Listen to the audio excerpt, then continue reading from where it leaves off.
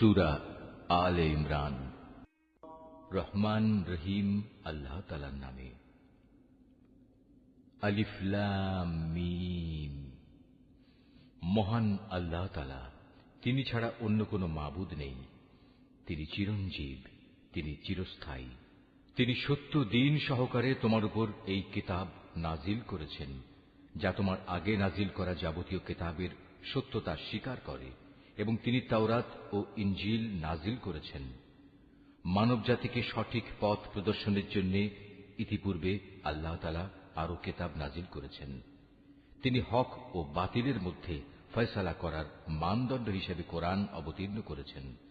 তা সত্ত্বেও যারা আল্লাহ তাআলার নিদর্শন সমূহকে অস্বীকার করবে, তাদের জন্য রয়েছে কঠোর শাস্তি। আল্লাহ তাআলা অসীম ক্ষমতার মালিক, তিনি চরম প্রতিশোধ গ্রহণকারীও বটে। আল্লাহ তাআলার কাছে আকাশমালা ও ভূখণ্ডের কোন তথ্যই গোপন নেই। তিনি তো সেই মহান সত্তা, যিনি মায়ের পেটে থাকতেই তার ইচ্ছা মতো তোমাদের আকৃতি গঠন করেছেন। আসলেই আল্লাহ তাআলা ছাড়া দ্বিতীয় কোনো মাবুদ নেই। তিনি প্রচন্ড ক্ষমতাশালী এবং প্রবল প্রজ্ঞাময়। তিনি সেই মহান সত্তা। তিনি তোমার উপর এই কিতাব নাজিল করেছেন। এই কিতাবে দু ধরনের আয়াত রয়েছে। এর কিছু হচ্ছে সুস্পষ্ট দ্ব্যর্থহীন আয়াত, সেগুলি হচ্ছে কিতাবের মৌলিক অংশ। এছাড়া বাকি আয়াতগুলো হচ্ছে রূপক বর্ণনায় বর্ণিত মানুষের মাঝে, যাদের অন্তরে বক্রতা রয়েছে। তারা এগুলোকে কেন্দ্র করেই নানা ধরনের ফিতনা ফাসাদ সৃষ্টি করা এবং আল্লাহর কিতাবের অপব্যাখ্যা করার উদ্দেশ্যে এসব রূপক আয়াত থেকে কিছু অংশের অনুসরণ করে। মূলত এসব রূপক বিষয়ের ব্যাখ্যা আল্লাহ তাআলা ছাড়া আর কেউ জানে না। এ কারণেই যাদের মধ্যে জ্ঞানের গভীরতা আছে, সেসব ব্যক্তি বলে, আমরা এর সবটুকুর উপর ঈমান এনেছি। এগুলো সবই তো আমাদের মালিকের পক্ষ থেকে আমাদের দেয়া হয়েছে। সত্য কথা হচ্ছে, আল্লাহর হেদায়েতে প্রজ্ঞা সম্পন্ন লোকেরাই কেবল শিক্ষা গ্রহণ করে থাকে। তারা আরো বলে, হে আমাদের মালিক, একবার যখন তুমি আমাদের সঠিক পথের দিশা দিয়েছ, তখন আর তুমি আমাদের মনকে বাঁকা করে দিও না। একান্ত তোমার কাছ থেকে আমাদের প্রতি দয়া করো, কেননা যাবতীয় দয়ার মালিক তো তুমি। হে আমাদের মালিক, তুমি অবশ্যই সমগ্র মানব জাতিকে তোমার সামনে হিসাব নিকাশের জন্য একদিন একত্রিত করবে। এতে কোন রকম সন্দেহ নাই। নিঃসন্দেহে আল্লাহ তাআলা কখনোই ওয়াদা ভঙ্গ করেন না। যারা আল্লাহ তাআলা ও তাঁর বিধান অস্বীকার করেছে, তাদের ধন সম্পদ ও সন্তান সন্ততি আল্লাহর আযাব থেকে তাদের বাঁচানোর ব্যাপারে কোনই উপকারে আসবে না। পরিণামে তারাই হবে জাহান্নামের ইন্ধন। তাদের পরিণতি হবে ফিরআউন ও তাদের পূর্ববর্তী নাফরমান জাতিসমূহের মতো। তারা আমার আয়াতসমূহ মিথ্যা প্রতিপন্ন করেছিল। অতএব তাদের অপরাধের কারণে আল্লাহ তাআলা তাদের শক্ত করে পাকড়াও করলেন। বস্তুত শাস্তি প্রয়োগে আল্লাহ তাআলা অত্যন্ত কঠোর। হে নবী, যারা আল্লাহকে অস্বীকার করে সেসব বিদ্রোহী কাফেরদের তুমি বলে দাও, অচিরেই তোমরা এই দুনিয়ায় লাঞ্ছিত পরাজিত হবে এবং পরকালে তোমাদের জাহান্নামের আগুনের কাছে জড়ো করা হবে। আর জাহান্নাম তা তো হচ্ছে অত্যন্ত নিকৃষ্ট অবস্থান। সে দল দুটোর মধ্যে তোমাদের জন্য শিক্ষণীয় কিছু নিদর্শন মজুদ ছিল, যারা বদরের সম্মুখ সমরে একে অপরের সামনাসামনি হয়েছিল। এদের মধ্যে এক বাহিনী লড়ছিল আল্লাহর দ্বীনের পথে, আর অপর বাহিনীটি ছিল অবিশ্বাসী কাফেরদের। এই সম্মুখ সমর তারা চর্মচক্ষু দিয়ে তাদের প্রতিপক্ষকে তাদের দ্বিগুণ দেখতে পাচ্ছিল। তারপরেও আল্লাহ তাআলা যাকে চান তাকে সাহায্য ও বিজয় দান করেন। এসব ঘটনার মাঝে সেসব লোকের জন্য অনেক কিছু শেখার আছে, যারা অন্তর্দৃষ্টি সম্পন্ন। নারী জাতি, সন্তান সন্ততি, কাঁড়ি কাঁড়ি সোনা রূপা, পছন্দসই ঘোড়া, গৃহপালিত জন্তু ও জমিনের ফসল সব সময়ই মানব সন্তানের জন্য লোভনীয় করে রাখা হয়েছে। এসব হচ্ছে পার্থিব জীবনের ভোগের সামগ্রী মাত্র। স্থায়ী জীবনের উৎকৃষ্ট আশ্রয় তো একমাত্র আল্লাহ তাআলার কাছে রয়েছে। হে নবী, তুমি তাদের বলো, আমি কি তোমাদের এর চাইতে উৎকৃষ্ট কোন বস্তুর কথা বলবো? হ্যাঁ, সে উৎকৃষ্ট বস্তু হচ্ছে তাদের জন্য যারা আল্লাহকে ভয় করে। এমন সব লোকদের জন্য তাদের মালিকের কাছে রয়েছে মনোরম জান্নাত, যার পাদদেশ দিয়ে প্রবাহমান থাকবে অগণিত ঝর্ণাধারা এবং তারা সেখানে অনাদিকাল থাকবে। আরো থাকবে তাদের পূত পবিত্র সঙ্গী ও সঙ্গিনীরা। সর্বোপরি থাকবে আল্লাহ তাআলার অনাবিল সন্তুষ্টি। আল্লাহ তাআলা নিজ বান্দাদের কার্যকলাপের উপর সর্বদা সতর্ক দৃষ্টি রাখেন। যারা বলে, হে আমাদের মালিক, আমরা অবশ্যই তোমার উপর ঈমান এনেছি, অতঃপর আমাদের যা গুনাহখাতা হয়ে যায় তা তুমি মাফ করে দাও এবং শেষ বিচারের দিন তুমি আমাদের জাহান্নামের আগুন থেকে বাঁচিয়ে দিও। এরা হচ্ছে ধৈর্যশীল এবং সত্যাশ্রয়ী, এরাই অনুগত এবং দানশীল। সর্বোপরি এরা হচ্ছে শেষ রাতে কিংবা উষা লগ্নে ক্ষমা প্রার্থনাকারী। আল্লাহ তাআলা স্বয়ং সাক্ষ্য দিচ্ছেন, তিনি ছাড়া অন্য কোনো মাবুদ নেই। ফেরেশতারা এবং জ্ঞানবান মানুষেরাও এই একই সাক্ষ্য দিচ্ছে। আল্লাহ তাআলাই একমাত্র ন্যায় ও ইনসাফ কার্যকর করেন। তিনি ছাড়া দ্বিতীয় কোনো মাবুদ নাই। তিনি পরাক্রমশালী, তিনি প্রজ্ঞাময়। নিঃসন্দেহে মানুষের জীবন বিধান হিসেবে আল্লাহ তাআলার কাছে ইসলামই একমাত্র গ্রহণযোগ্য ব্যবস্থা। যাদের আল্লাহর পক্ষ থেকে কিতাব দেওয়া হয়েছিল, তারা এই জীবন বিধান থেকে বিচ্যুত হয়ে নিজেরা একে অপরের প্রতি বিদ্বেষ ও হিংসার বশবর্তী হয়ে বিভিন্ন দলে উপদলে বিভক্ত হয়ে মতানৈক্যে লিপ্ত হয়ে পড়েছিল। তাও আবার তাদের কাছে আল্লাহর পক্ষ থেকে সঠিক জ্ঞান আসার পর যে ব্যক্তি আল্লাহর বিধান অস্বীকার করবে, তার জানা উচিত অবশ্যই আল্লাহ তাআলা দ্রুত হিসাব গ্রহণকারী। যদি এসব মানুষ তোমার সাথে এ ব্যাপারে কোনরূপ বিতর্কে লিপ্ত হয়, তাহলে তুমি তাদের বলে দাও, আমি এবং আমার অনুসারীরা সবাই আল্লাহর কাছে আত্মসমর্পণ করে নিয়েছি।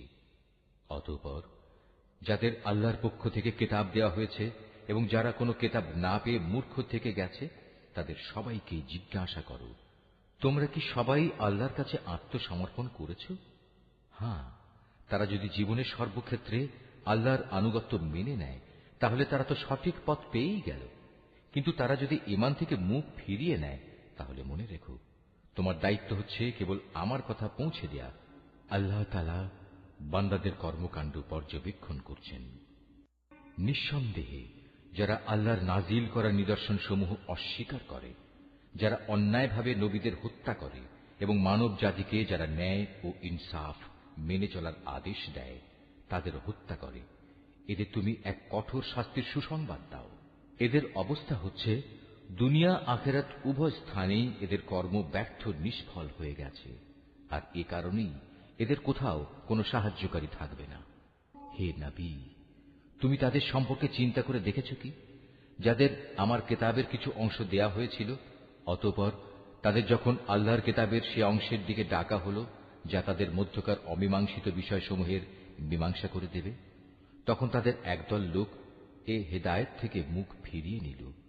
মূলত এরাই হচ্ছে সেসব লোক যারা আল্লাহর ফয়সালা থেকে পরান্মুখ থাকে।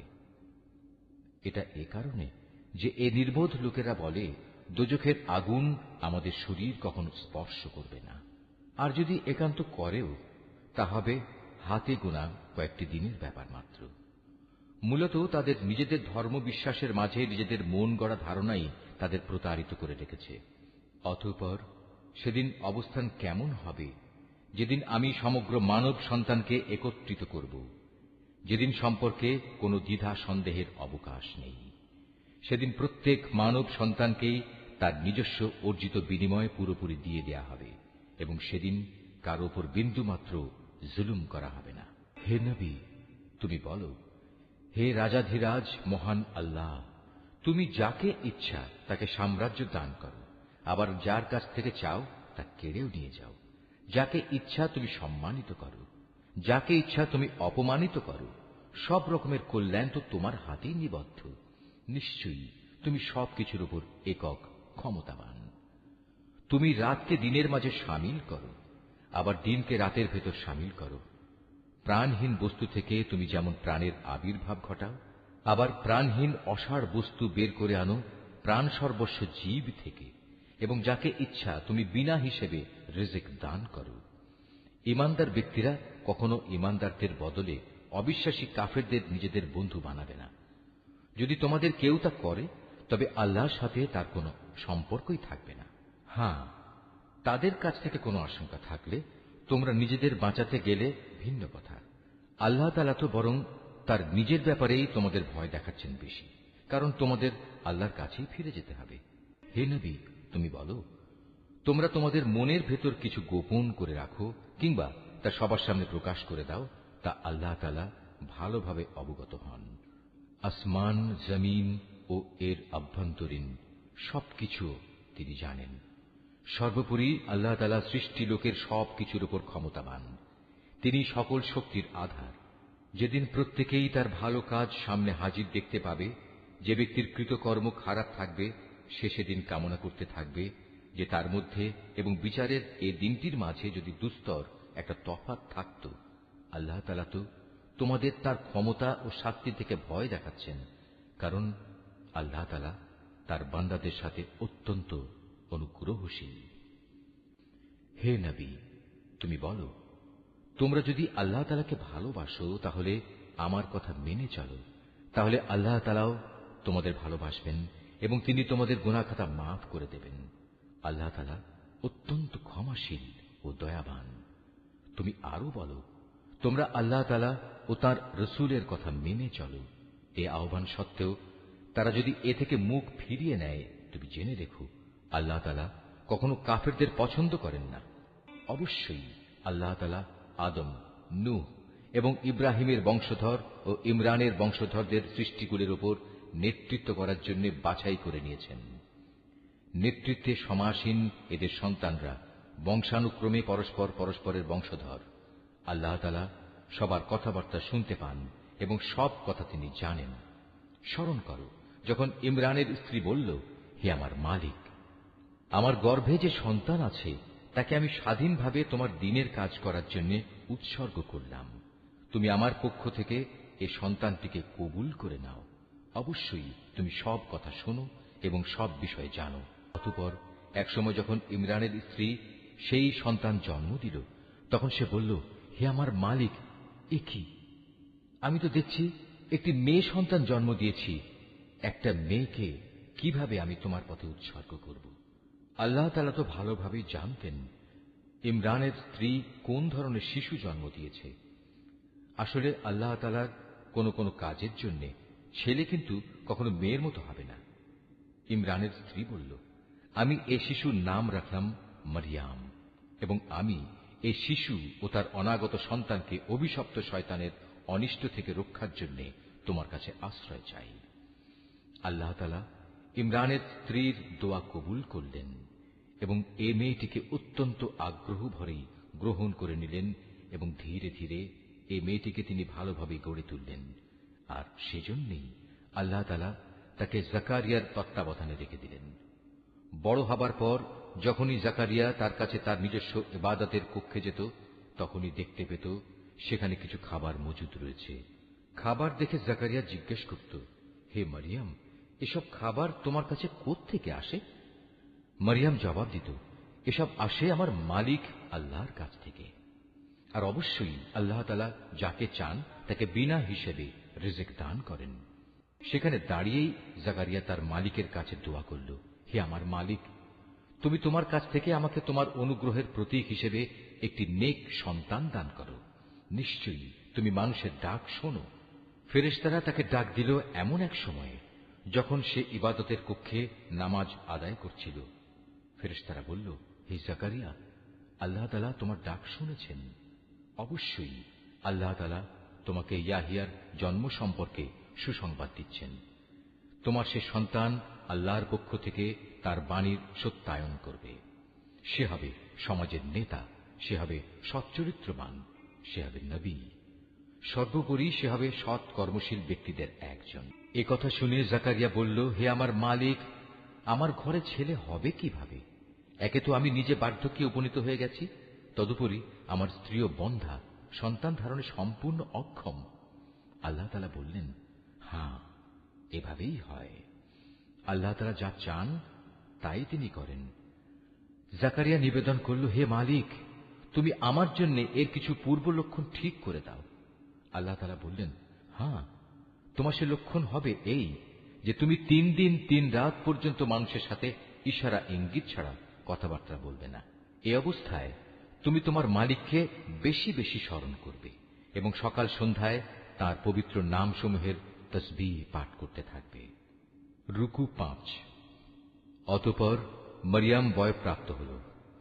আল্লাহর ফেরেশতারা যখন বলল, হে মরিয়ম, আল্লাহ তাআলা নিঃসন্দেহে তোমাকে একটি বিশেষ কাজের জন্য বাছাই করেছেন এবং এজন্য তোমাকে তিনি পবিত্র করেছেন এবং বিশ্বের নারীকুলের উপর তিনি তোমাকে সম্মানিত করেছেন। হে মরিয়ম, এর যোগ্য হওয়ার জন্য তুমি সর্বদা তোমার মালিকের অনুগত হও, তার কাছে আনুগত্যের মাথা নত করো। রুকুকারীদের সাথে তুমিও আল্লাহর সামনে রুকু করো। হে নবী, এ সবই ছিল তোমার জন্য অদৃশ্য লোকের সংবাদ। আমি এগুলো তোমাকে ওহির মাধ্যমে জানিয়েছি, নতুবা তুমি তো সেখানে তাদের পাশে হাজির ছিলে না, বিশেষ করে যখন ইবাদতখানার পুরোহিতরা মরিয়মের পৃষ্ঠপোষক কে হবে এটা নির্বাচনের জন্য ভাগ্যরেখায় কলম নিক্ষেপ করেছিল, আর তুমি তাদের ওখানে উপস্থিত ছিলে না যখন তারা বিতর্ক করছিল। অতঃপর ফেরেশতারা বলল, হে মরিয়ম, অবশ্যই আল্লাহ তাআলা তোমাকে একটি পুত্র সন্তানের জন্ম সংক্রান্ত নিজস্ব এক বাণীর সুসংবাদ দিচ্ছেন। তার নাম হবে মসীহ। সে পরিচিত হবে মরিয়মের পুত্র ঈসা হিসাবে। দুনিয়া আখিরাতের উভয় স্থানেই সে সম্মানিত হবে। সে হবে আল্লাহর সান্নিধ্যপ্রাপ্ত ব্যক্তিদের অন্যতম। সে দোলনায় থাকা অবস্থায় যেমন মানুষের সাথে কথা বলতে পারবে, পরিণত বয়সেও তেমনি ভাবে তাদের সাথে কথা বলবে। বস্তুত সে হবে নেককার মানুষদের একজন। মরিয়ম বলল, হে আমার মালিক, আমার গর্ভে সন্তান আসবে কোত্থেকে? আমাকে তো কখনো কোনো মানব সন্তান স্পর্শ পর্যন্ত করেনি। আল্লাহ তাআলা বললেন, এভাবেই আল্লাহ তাআলা যাকে চান তাকে চিরাচরিত নিয়ম ছাড়াই পয়দা করেন। তিনি যখন কোনো কাজ করার সিদ্ধান্ত নেন তখন শুধু তাকে বলেন, হয়ে যাও, অতঃপর সাথে সাথে তা সংঘটিত হয়ে যায়। ফেরেশতারা মরিয়মকে বলল, তোমার সন্তানকে আল্লাহ তাআলা তাঁর কিতাব ও প্রজ্ঞার বিষয়গুলো শেখাবেন, সাথে সাথে তিনি তাকে তাওরাত এবং ইনজিলও শিক্ষা দেবেন। আল্লাহ তাআলা তাকে বনী ইসরাঈলদের কাছে রসুল করে পাঠালেন। অতঃপর সে আল্লাহর রসুল হয়ে তাদের কাছে এসে বলল, আমি নিঃসন্দেহে তোমাদের মালিকের কাছ থেকে নবুয়তের কিছু নিদর্শন নিয়ে এসেছি। সেই নিদর্শনগুলো হচ্ছে, আমি তোমাদের জন্য মাটি দ্বারা পাখির মতো করে একটি আকৃতি গঠন করব এবং পরে তাতে ফুঁ দেব। অতঃপর তোমরা দেখবে এই আকৃতিটি আল্লাহর ইচ্ছায় জীবন্ত পাখি হয়ে যাবে, আর জন্মান্ধ এবং কুষ্ঠ রোগীকেও সুস্থ করে দেব। আল্লাহর ইচ্ছায় এভাবে আমি মৃতকেও জীবিত করে দেব। আমি তোমাদের আরো বলে দেব, তোমরা নিজের ঘরে কি কি জিনিস খাও, আবার কি জিনিস না খেয়ে জমা করে রাখো। মূলত তোমরা যদি আল্লাহর উপর ঈমান আনো তাহলে নিঃসন্দেহে এতে তোমাদের জন্য নিদর্শন রয়েছে। মসীহ ঈসা ইবনে মরিয়ম আরো বলবে, তাওরাতের যে বাণী আমার কাছে রয়েছে আমি তার সত্যায়নকারী। তাছাড়া তোমাদের উপর হারাম করে রাখা হয়েছে এমন কতিপয় জিনিসও আমি তোমাদের জন্য হালাল করে দেব, এবং আমি তোমাদের মালিকের পক্ষ থেকে এই নিদর্শন নিয়েই এসেছি। অতএব তোমরা আল্লাহকে ভয় করো এবং আমার আনুগত্য করো। নিশ্চয়ই আল্লাহ তাআলা আমার মালিক, তোমাদেরও মালিক। অতএব তোমরা তাঁরই ইবাদত করো, আর এটাই হচ্ছে একমাত্র সঠিক ও সোজা পথ। অতঃপর ঈসা যখন তাদের থেকে কুফরি আঁচ করতে পারল তখন সে সাথীদের ডেকে বলল, কে আছো তোমরা? আল্লাহ তাআলার পথের দিকে চলার সময় আমার সাহায্যকারী হবে? হাওয়ারীরা বলল, হ্যাঁ, আমরাই হব আল্লাহর সাহায্যকারী। আমরা আল্লাহর উপর ঈমান এনেছি। হে ঈসা, তুমি সাক্ষী থাকো, আমরা সবাই এক একজন অনুগত বান্দা। হাওয়ারীরা বলল, হে আল্লাহ, তুমি যা কিছু নাজিল করেছ আমরা তার উপর ঈমান এনেছি এবং আমরা রসুলের কথাও মেনে নিয়েছি। সুতরাং তুমি সত্যের পক্ষে সাক্ষ্যদাতাদের সাথে আমাদের নাম লিখে দাও। অতঃপর বনী ইসরাইলের লোকেরা আল্লাহর নবীর বিরুদ্ধে দারুণ শঠতা করল, তাই আল্লাহ কৌশলের পন্থা গ্রহণ করলেন। বস্তুত আল্লাহ তাআলাই হচ্ছেন সর্বোত্তম কৌশলী। যখন আল্লাহ তাআলা বললেন, হে ঈসা, আমি তোমার এই দুনিয়ার জীবন কাটানোর কাল শেষ করতে যাচ্ছি এবং বর্তমান পরিস্থিতিতে আমি তোমাকে আমার কাছে তুলে আনব। যারা তোমাকে মেনে নিতে অস্বীকার করছে তাদের যাবতীয় পাপ থেকেও আমি তোমাকে পবিত্র করে নেব। আর যারা তোমাকে অনুসরণ করছে তাদের আমি কিয়ামত পর্যন্ত এই অস্বীকারীদের উপর বিজয়ী করে রাখব। অতঃপর তোমাদের সবাইকে আমার কাছেই ফিরে আসতে হবে। সেদিন ঈসা সম্পর্কিত যেসব বিষয়ে তোমরা মতবিরোধে লিপ্ত ছিলে তার সবকটি বিষয়ই আমি তোমাদের মাঝে মীমাংসা করে দেব। যারা আমার বিধান অস্বীকার করেছে আমি তাদের এ দুনিয়ায় অপমান ও আখিরাতে আগুনে দগ্ধ হওয়ার কঠোরতর শাস্তি দেব। এ থেকে বাঁচানোর মতো সেদিন তাদের কোনো সাহায্যকারী থাকবে না। অপরদিকে যারা আল্লাহর উপর ঈমান এনেছে এবং ভালো কাজ করেছে অতঃপর আল্লাহ তাদের সবাইকে তাদের পাওনা পুরোপুরি আদায় করে দেবেন। আল্লাহ তাআলা জালেমদের কখনো ভালোবাসেন না।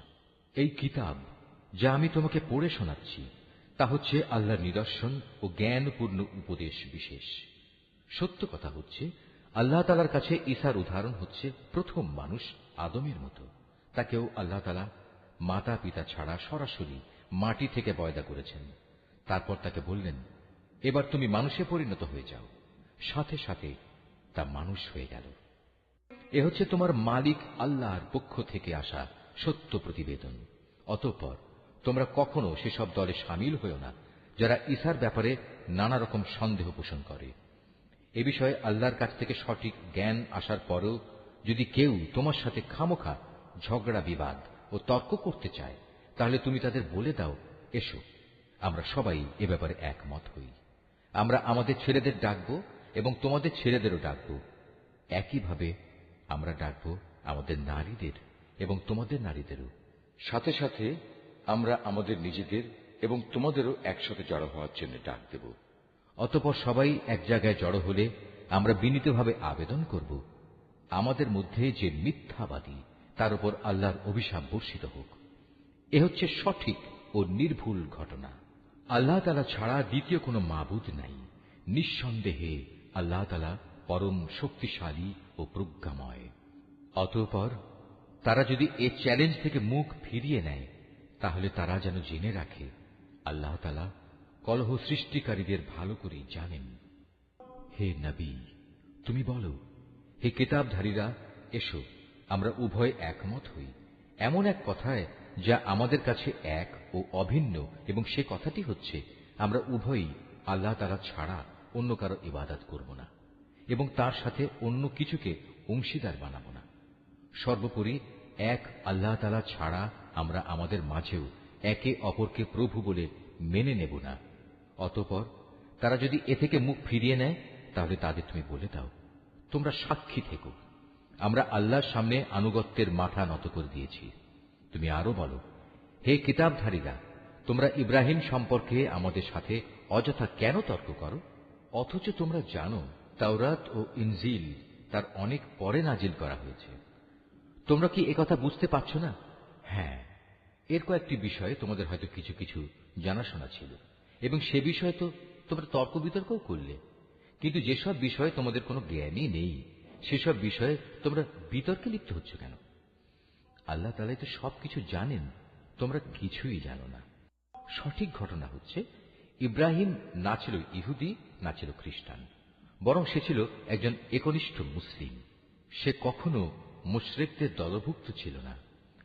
মানুষদের ভেতর ইব্রাহিমের সাথে ঘনিষ্ঠতম সম্পর্কের বেশি অধিকার তো আছে সেসব লোকের যারা তার অনুসরণ করেছে। এই নবী ও তার উপর ঈমান আনয়নকারী হচ্ছে ইব্রাহিমের ঘনিষ্ঠতম ব্যক্তি। মূলত আল্লাহ তাআলা একমাত্র তাদেরই সাহায্যকারী পৃষ্ঠপোষক যারা তার উপর ঈমান আনে। এই কিতাবধারীদের একটি দল বিভ্রান্তি সৃষ্টি করে তোমাদের কোনো না কোনোভাবে পথভ্রষ্ট করে দিতে চায়, যদিও তাদের এ বোধটুকু নেই যে তাদের এসব কর্মপন্থা তাদের নিজেদের ছাড়া অন্য কোনো ব্যক্তিকেই পথভ্রষ্ট করতে পারবে না। হে কিতাবধারীরা, তোমরা জেনে বুঝে কেন আল্লাহর আয়াত ও তাঁর বিধান অস্বীকার করছ, অথচ এই ঘটনাসমূহের সত্যতার সাক্ষ্য তো তোমরা নিজেরাই বহন করছ। হে কিতাবধারীরা, কেন তোমরা হককে বাতিলের সাথে মিশিয়ে দিচ্ছ? এতে করে তোমরা তো সত্যকেই গোপন করে দিচ্ছ, অথচ এটা যে সত্যের একান্ত পরিপন্থী তা তোমরা ভালো করেই জানো। আহলে কিতাবদের মধ্যে থেকে একদল নির্বোধ তাদের নিজেদের লোকদের বলে, মুসলমানদের উপর যা কিছু অবতীর্ণ হয়েছে তোমরা সকালবেলায় তার উপর ঈমান আনো এবং বিকেলবেলায় গিয়ে তা অস্বীকার করো। এর ফলে তারা সম্ভবত ঈমান থেকে ফিরে আসবে। যারা তোমাদের জীবন বিধানের অনুসরণ করে এমন সব লোকজন ছাড়া অন্য কারো কথাই তোমরা মেনে নিও না। হে নবী, তুমি বলে দাও, একমাত্র হেদায়েত হচ্ছে আল্লাহর হেদায়েত। তোমরা একথা মনে করো না যে তোমাদের যে ধরনের ব্যবস্থা দেওয়া হয়েছে তেমন ধরনের কিছু অন্য কাউকেও দেওয়া হবে এবং সে সূত্র ধরে অন্য লোকেরা তোমাদের মালিকের দরবারে তোমাদের বিরুদ্ধে কোন রকম যুক্তিতর্ক খাড়া করবে। হে নবী, তুমি তাদের বলে দাও, হেদায়েতের এ অনুগ্রহ তো আল্লাহর হাতেই। তিনি যাকে ইচ্ছা তাকেই তা দান করেন। আল্লাহ তাআলা বিশাল প্রজ্ঞা সম্পন্ন। নিজের দয়া দিয়ে তিনি যাকে ইচ্ছা তাকে হিদায়াতের জন্য খাস করে নেন। বস্তুত আল্লাহ তাআলা হচ্ছেন অসীম দয়া ও অনুগ্রহের মালিক। আহলে কিতাবদের মধ্যে এমন লোকও আছে, তুমি যদি তাদের কাছে ধন সম্পদের এক স্তূপ আমানত রাখো, তারা চাওয়া মাত্রই তা তোমাকে ফেরত দেবে। আবার এদের মধ্যে এমন কিছু লোকও আছে যাদের কাছে যদি একটি দিনারও তুমি রাখো, তারা তা তোমাকে ফিরিয়ে দেবে না। হ্যাঁ, যদি এজন্যে তোমরা তাদের উপর চেপে বসতে পারো তাহলে সেটা ভিন্ন। এটা এই কারণে যে এরা বলে, এই অইহুদি অশিক্ষিত লোকদের ব্যাপারে আমাদের উপর কোনো বাধ্যবাধকতা নেই। এভাবেই এরা বুঝে শুনে আল্লাহর উপর মিথ্যা কথা বলে। অবশ্য যে ব্যক্তি আল্লাহর সাথে সম্পাদিত প্রতিশ্রুতি রক্ষা করে চলে, অতঃপর সে ব্যাপারে সাবধানতা অবলম্বন করে, তাদের জন্য সুখবর হচ্ছে আল্লাহ তাআলা সাবধানী লোকদের খুব ভালোবাসেন। যারা নিজেদের আল্লাহর সাথে সম্পাদিত প্রতিশ্রুতি ও শপথ সমূহ সামান্য বৈষয়িক মূল্যে বিক্রি করে দেয়, পরকালে তাদের জন্য আল্লাহর পুরস্কারের কোনো অংশই থাকবে না। সেদিন এদের সাথে আল্লাহ তাআলা কোনো কথাবার্তা বলবেন না। এমনকি সেদিন আল্লাহ তাআলা তাদের দিকে তাকিয়েও দেখবেন না এবং আল্লাহ তাআলা তাদের পাক পবিত্রও করবেন না। সত্যি এদের জন্য রয়েছে কঠোর পীড়াদায়ক আযাব। এদের মধ্যে এমন কিছু লোকও আছে যারা কিতাবের কোনো অংশ যখন পড়ে তখন নিজেদের জিহ্বাকে এমনভাবে এদিক সেদিক করে নেয় যাতে তোমরা মনে করতে পারো যে সে সত্যি বুঝি তা কিতাবের কোনো অংশ, কিন্তু তা কিতাবের কোনো অংশই নয়। তারা আরো বলে, এটা আল্লাহর কাছ থেকেই এসেছে, কিন্তু আসলে তা আল্লাহর কাছ থেকে আসা কিছু নয়। এরা জেনে শুনে আল্লাহর উপর মিথ্যা কথা বলে চলেছে। কোন মানব সন্তানের পক্ষেই এটা সম্ভব নয় যে আল্লাহ তাআলা তাকে তার কিতাব, প্রজ্ঞা ও নবুয়ত দান করবেন। অতঃপর সে লোকদের ডেকে বলবে, তোমরা আল্লাহকে ছেড়ে এখন সবাই আমার বান্দা হয়ে যাও। বরং সে তো নবুয়ত প্রাপ্তির পর একথাই বলবে, তোমরা সবাই তোমাদের মালিকের বান্দা হয়ে যাও। এটা এই কারণে যে তোমরাই মানুষদের এই কিতাব শেখাচ্ছিলে এবং তোমরা নিজেরাও তাই অধ্যয়ন করছিলে।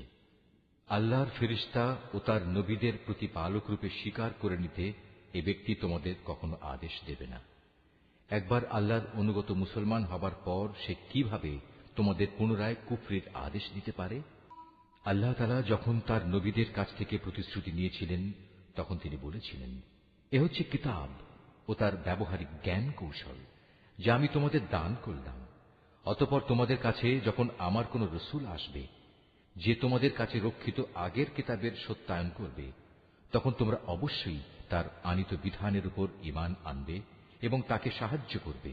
আল্লাহ তাআলা জিজ্ঞাসা করলেন, তোমরা কি এ কথার উপর আমারে অঙ্গীকার গ্রহণ করেছ? তারা বলল, হ্যাঁ, আমরা মেনে চলার অঙ্গীকার করছি। আল্লাহ তাআলা বললেন, তাহলে তোমরা সাক্ষী থেকো এবং আমিও তোমাদের সাথে এ অঙ্গীকারের সাক্ষী হয়ে রইলাম। অতঃপর যারা তা ভঙ্গ করে এ থেকে মুখ ফিরিয়ে নেবে তারা অবশ্যই বিদ্রোহী বলে পরিগণিত হবে। তারা কি আল্লাহর দেয়া জীবন ব্যবস্থার বদলে অন্য কোন বিধানের সন্ধান করছে? অথচ আসমান জমিনে যা কিছু আছে, ইচ্ছায় হোক কিংবা অনিচ্ছায় হোক, আল্লাহ তাআলার বিধানের সামনে আত্মসমর্পণ করে আছে এবং প্রত্যেককে তো তাঁর কাছেই ফিরে যেতে হবে। হে নবী, তুমি বলো, আমরা আল্লাহর উপর ঈমান এনেছি আমাদের উপর যা নাজিল করা হয়েছে তার উপর। ইব্রাহিম, ইসমাইল, ইসহাক, ইয়াকুব ও তাদের অন্যান্য বংশধরদের প্রতি যা কিছু নাজিল করা হয়েছে তার উপরও আমরা ঈমান এনেছি। আমরা আরো ঈমান এনেছি মুসা, ঈসা এবং অন্য নবীদের তাদের মালিকের পক্ষ থেকে যা কিছু দেওয়া হয়েছে তার উপরও। আল্লাহর এ নবীদের কারো মাঝেই আমরা কোনো ধরনের তারতম্য করি না। মূলত আমরা সবাই হচ্ছি আল্লাহর কাছে আত্মসমর্পণকারী মুসলমান। যদি কেউ ইসলাম ছাড়া নিজের জন্য অন্য কোনো জীবন বিধান অনুসন্ধান করে, তবে তার কাছ থেকে সে উদ্ভাবিত ব্যবস্থা কখনো গ্রহণ করা হবে না। পরকালে সে চরম ব্যর্থ হবে। বলো, যারা ঈমানের আলো পাওয়ার পর কুফরি করেছে, আল্লাহ তাআলা তাদের কিভাবে আবার আলোর পথ প্রদর্শন করবেন? অথচ এর আগে এরাই সাক্ষ্য দিয়েছিল যে আল্লাহর রসুল সত্য এবং এ রসুলের মাধ্যমেই এদের কাছে উজ্জ্বল নিদর্শন সমূহ এসেছিল। আসলে আল্লাহ তাআলা কখনো সীমা লঙ্ঘনকারী ব্যক্তিদের সঠিক পথ প্রদর্শন করেন না। এসব সীমা লঙ্ঘনজনিত কার্যকলাপের একমাত্র প্রতিদান হিসেবে তাদের উপর আল্লাহ তাআলা তাঁর ফেরেশতা ও অন্য সব মানুষের অভিশাপ বর্ষিত হবে। সে অভিশপ্ত স্থান হচ্ছে জাহান্নাম। সেখানে তারা অনাদিকাল ধরে পড়ে থাকবে। এক মুহূর্তের জন্যও তাদের উপর শাস্তির মাত্রা কমানো হবে না, না আযাব থেকে তাদের একটুখানি বিরাম দেওয়া হবে। তবে তাদের কথা আলাদা, যারা এসব কিছুর পর তওবা করেছে এবং তারপর নিজেদের সংশোধন করে নিয়েছে। আল্লাহ তাআলা অবশ্যই ক্ষমাশীল ও পরম দয়ালু। কিন্তু যারা একবার ঈমান আনার পর কুফরির পথ অবলম্বন করেছে, অতঃপর তারা এই বেঈমানি কার্যকলাপ দিন দিন বাড়াতেই থেকেছে, আল্লাহর দরবারে তাদের তওবা কখনো কবুল হবে না, কারণ এ ধরনের লোকেরাই হচ্ছে পথভ্রষ্ট। রুকু 10। এটা সুনিশ্চিত, যারা আল্লাহ তাআলাকে অস্বীকার করেছে এবং কুফরি অবস্থায় তাদের মৃত্যু হয়েছে, তারা যদি নিজেদের আল্লাহর আযাব থেকে বাঁচানোর জন্য এক পৃথিবী পূর্ণ স্বর্ণ মুক্তিপণ হিসেবে খরচ করে, তবু তাদের কারো কাছ থেকে তা গ্রহণ করা হবে না। বস্তুত এরাই হচ্ছে সেসব হতভাগ্য ব্যক্তি যাদের জন্য রয়েছে মর্মন্তুদ আযাব, আর সেদিন তাদের কোনো সাহায্যকারীও থাকবে না। তোমরা কখনো যথার্থ নেকি অর্জন করতে পারবে না যতক্ষণ না তোমরা তোমাদের ভালোবাসার জিনিস আল্লাহর পথে ব্যয় করবে। মূলত তোমরা যা কিছুই ব্যয় করো, আল্লাহ তাআলা তা জানেন। আজ তোমাদের জন্য যেসব খাবার হালাল করা হয়েছে তা একসময় বনী ইসরায়েলদের জন্য হালাল ছিল, অবশ্য এমন দু একটা জিনিস বাদে যা তাওরাত নাজিল হওয়ার আগেই ইসরায়েল তার নিজের উপর হারাম করে রেখেছিল। তুমি বলো, সন্দেহ থাকলে যাও, তোমরা গিয়ে তাওরাত নিয়ে এসো এবং তা পড়ে শোনাও, যদি তোমরা তোমাদের দাবির ব্যাপারে সত্যবাদী হও। যারা এর পরেও আল্লাহর উপর মিথ্যা আরোপ করে, নিঃসন্দেহে তারা বড় জালেম। তুমি বলো, আল্লাহ তাআলা সত্য কথা বলেছেন, অতএব তোমরা সবাই নিষ্ঠার সাথে ইব্রাহিমের মতাদর্শ অনুসরণ করো। আর ইব্রাহিম কখনো আল্লাহর সাথে অংশীবাদীদের দলে শামিল ছিল না। নিশ্চয়ই গোটা মানব জাতির জন্য সর্বপ্রথম যে ঘরটি বানিয়ে রাখা হয়েছিল তা ছিল বাক্কায় তথা মক্কা নগরীতে। এ ঘরকে কল্যাণ, মঙ্গলময় এবং মানবকুলের দিশারি হিসেবেই বানানো হয়েছিল। এখানে রয়েছে আল্লাহ তাআলার সুস্পষ্ট নিদর্শন সমূহ। আরো রয়েছে সেই স্থান যেখানে ইব্রাহিম দাঁড়িয়েছিল। এই ঘরের বিশেষ মর্যাদা হচ্ছে, যে এখানে প্রবেশ করবে সে দুনিয়া আখিরাত উভয় স্থানেই নিরাপদ হয়ে যাবে।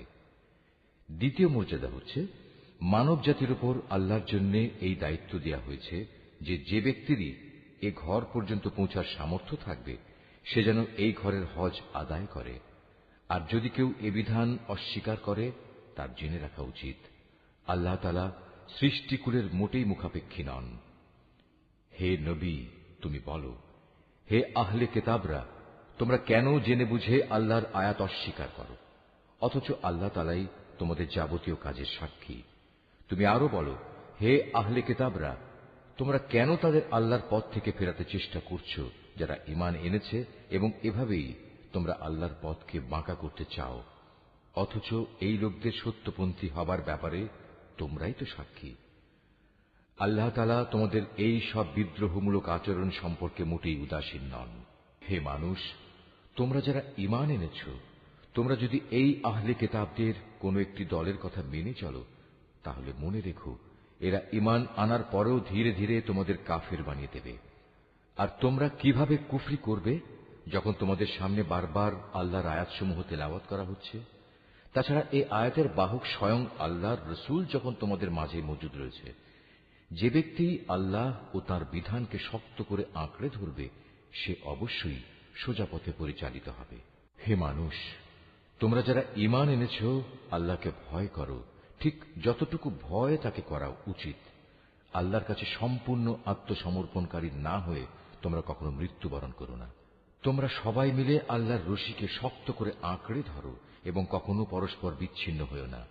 তোমরা তোমাদের উপর আল্লাহর সেই নিয়ামতের কথা স্মরণ করো যখন তোমরা একে অপরের দুশমন ছিলে।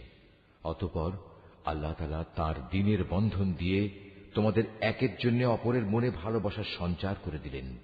অতঃপর যুগ যুগান্তরের শত্রুতা ভুলে তোমরা আল্লাহর অনুগ্রহে একে অপরের ভাই হয়ে গেলে, অথচ তোমরা ছিলে হানাহানির অগ্নিকুণ্ডের প্রান্ত সীমায়। অতঃপর সেখান থেকে আল্লাহ তাআলা তার রহমত দিয়ে তোমাদের উদ্ধার করলেন। আল্লাহ তাআলা এভাবেই তার নিদর্শনসমূহ তোমাদের কাছে স্পষ্ট করে বর্ণনা করেন, যাতে করে তোমরা সঠিক পথের সন্ধান পেতে পারো। তোমাদের মধ্য থেকে এমন একটি দল থাকা উচিত যারা মানুষকে কল্যাণের দিকে ডাকবে, সত্য ও ন্যায়ের আদেশ দেবে, আর অসত্য ও অন্যায় কাজ থেকে তাদের বিরত রাখবে। অতঃপর যারা এই দলে সামিল হবে সত্যিকার অর্থে তারাই সাফল্যমণ্ডিত হবে। তোমরা কখনো তাদের মতো হয়ো না যাদের কাছে আল্লাহর পক্ষ থেকে সুস্পষ্ট নিদর্শন আসার পরেও তারা বিভিন্ন দলে উপদলে বিভক্ত হয়ে পড়েছে এবং নিজেদের মধ্যে নানা ধরনের মতানৈক্য সৃষ্টি করেছে। তাদের জন্য কঠোর শাস্তি রয়েছে। সে কিয়ামতের দিন নিজেদের নেক আমল দেখে কিছু সংখ্যক চেহারা শুভ্র সমুজ্জ্বল হয়ে যাবে, আবার কিছু সংখ্যক মানুষের চেহারা ব্যর্থতার নথিপত্র দেখার পর কালো ও বিশ্রী হয়ে পড়বে। সুতরাং যাদের মুখ সেদিন কালো হয়ে যাবে, জাহান্নামের প্রহরীরা তাদের জিজ্ঞেস করবে, ঈমানের নিয়ামত পাওয়ার পরও কি তোমরা কুফরির পথ অবলম্বন করেছিলে? অতঃপর তোমরা নিজেদের কুফরির প্রতিফল হিসেবে এই আযাব উপভোগ করতে থাকো।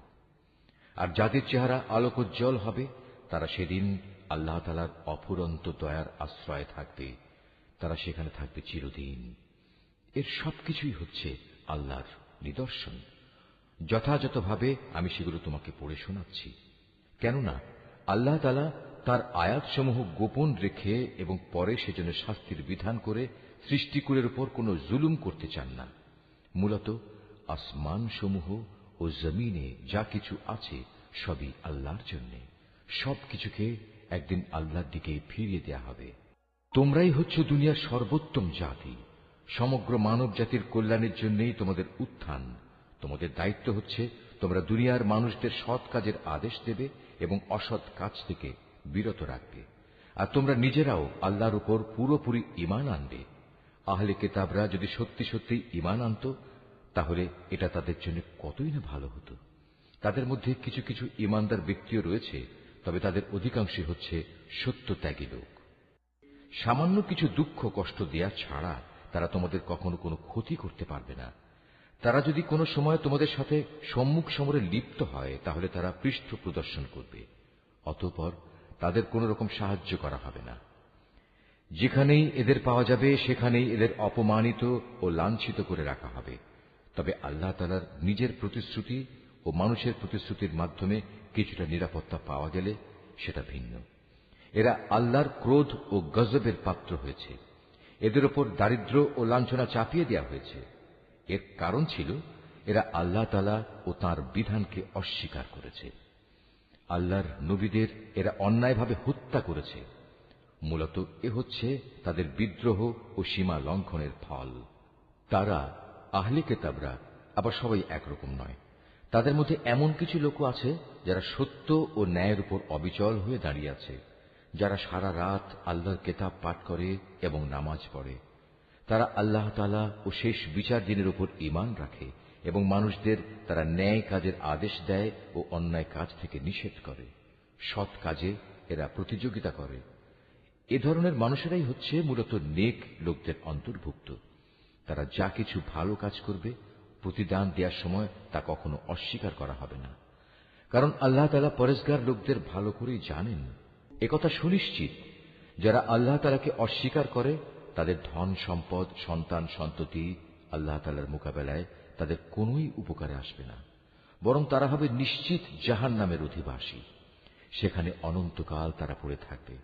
এ ধরনের লোকেরা এ দুনিয়ার জীবনে যা খরচ করে তার উদাহরণ হচ্ছে যারা নিজেদের উপর অবিচার করেছে সেই দলের শস্য ক্ষেত্রের উপর দিয়ে প্রবাহমান হিম শীতল তীব্র বাতাসের মতো, যা তাদের শস্যক্ষেত্র বরবাদ করে দিয়ে গেল। মূলত আল্লাহ তাআলা তাদের উপর কোনোই অবিচার করেননি, বরং কুফরির পন্থা অবলম্বন করে এরা নিজেরাই নিজেদের উপর জুলুম করেছে। হে ঈমানদার ব্যক্তিরা, তোমরা কখনো নিজেদের দলভুক্ত লোকজন ছাড়া অন্য কাউকে নিজেদের অন্তরঙ্গ বন্ধু হিসেবে গ্রহণ করো না, কেননা এরা তোমাদের অনিষ্ট সাধনের কোনো পথেই অনুসরণ করতে দ্বিধা করবে না। তারা তো তোমাদের ক্ষতি ও ধ্বংসই কামনা করে। তাদের জঘন্য প্রতিহিংসা ও বিদ্বেষ তাদের মুখ থেকেই এখন প্রকাশ পেতে শুরু করেছে। অবশ্য তাদের অন্তরে লুকানো হিংসা ও বিদ্বেষ বাইরের অবস্থার চাইতেও মারাত্মক। আমি সব ধরনের নিদর্শনই তোমাদের সামনে খোলাখুলি বলে দিচ্ছি। তোমাদের যদি সত্যি জ্ঞান বুদ্ধি থাকে তাহলে তোমরা এ সম্পর্কে সতর্ক হতে পারবে। এরা হচ্ছে সেসব মানুষ যাদের তোমরা ভালোবাসো, কিন্তু তারা তোমাদের মোটেই ভালোবাসে না। তোমরা তো তোমাদের আগে আমার নাজেল করা সব কয়টি কিতাবের উপরও ঈমান আনো, আর তারা তো তোমাদের কিতাবকে বিশ্বাসই করে না। এ মুনাফিক লোকগুলো যখন তোমাদের সাথে সাক্ষাৎ করে তখন বলে, হ্যাঁ, আমরা তোমাদের কিতাবকে মানি।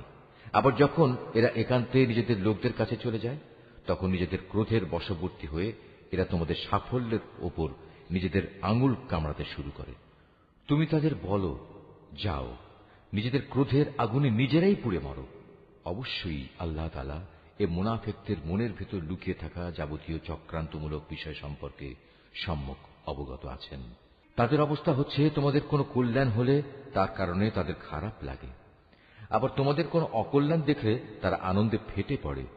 এ প্রতিকূল অবস্থায় যদি তোমরা ধৈর্য ধারণ করতে পারো এবং নিজেরা সাবধান হয়ে চলতে পারো তাহলে তাদের চক্রান্ত ও ষড়যন্ত্র তোমাদের কিছুই ক্ষতি করতে পারবে না। তাদের যাবতীয় কর্মকাণ্ডই আল্লাহ তাআলা পরিবেষ্টন করে আছেন। হে নবী, স্মরণ করো যখন তুমি খুব ভোরবেলায় তোমার আপনজনের কাছ থেকে বিদায় নিয়ে মোমেনদের যুদ্ধের ঘাঁটি সমূহে মোতায়েন করছিলে। তখন তুমি জানতে আল্লাহ তাআলা সবকিছু শোনেন এবং তার বান্দাদের তিনি ভালো করেই জানেন। বিশেষ করে সেই নাজুক পরিস্থিতিতে যখন তোমাদের দুটো দল মনোবল হারিয়ে ফেলার উপক্রম করে ফেলেছিল, তখন আল্লাহ তাআলাই তাদের উভয় দলের সেই ভগ্ন মনোবল জোড়া লাগাবার কাজে অভিভাবক হিসেবে মজুদ ছিলেন। আর আল্লাহর উপর যারা ঈমান আনে তাদের তো সর্বাবস্থায় তাঁর উপরে ভরসা করা উচিত। এই ভরসা করার কারণেই বদরের যুদ্ধে আল্লাহ তাআলা তোমাদের বিজয় ও সাহায্য দান করেছিলেন। অথচ তোমরা জানো তোমরা কত দুর্বল ছিলে। অতএব আল্লাহকে ভয় করো। আশা করা যায় তোমরা আল্লাহর কৃতজ্ঞতা আদায় করতে সক্ষম হবে।